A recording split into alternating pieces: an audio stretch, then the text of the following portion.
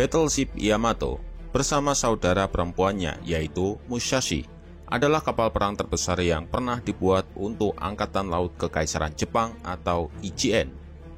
9 meriam utama tipe 94 kaliber 460 mm yang digunakannya adalah yang terbesar yang pernah dipasang di kapal perang. Dan hasilnya, Yamato adalah kapal perang bersenjata paling kuat yang pernah dibuat.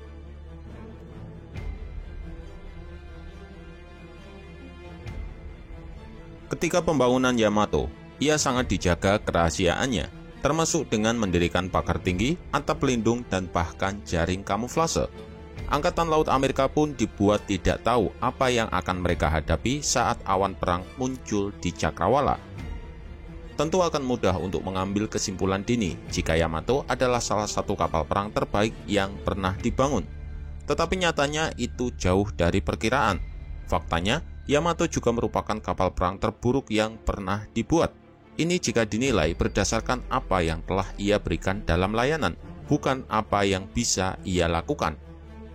Yamato hanya terlibat kontak langsung dengan kapal perang sekutu pada satu kesempatan selama pertempuran Samar, bagian dari pertempuran Teluk Leyte, di mana dia berperan dengan menembaki beberapa kapal perang Angkatan Laut Amerika.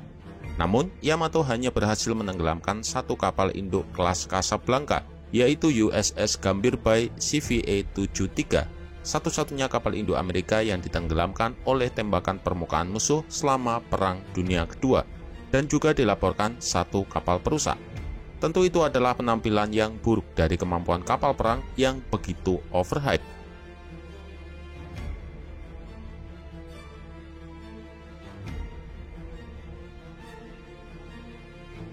Doktrin militer Angkatan Laut Jepang atau IJN masih percaya bahwa kemenangan dalam perang akan membutuhkan kemampuan untuk menembakkan amunisi kaliber besar sambil bisa bertahan dari gempuran musuh. Dan diharapkan tidak ada kapal yang dapat menandingi daya tembak dan bobot dari kelas Yamato. Namun, senjata besar ternyata memiliki konstruksi yang luar biasa rumit, yang mungkin membuatnya kesulitan dalam pembuatan dan perawatan. Terlihat ketika kapal benar-benar berperang, senjata besar sebenarnya bukanlah senjata penentu yang dapat menghancurkan armada musuh. Yamato dan Musashi juga perlu dipasok dengan amunisi khusus yang tidak digunakan oleh kapal perang IJN lainnya. Ini menimbulkan kerumitan stok amunisi dan biaya yang lebih besar.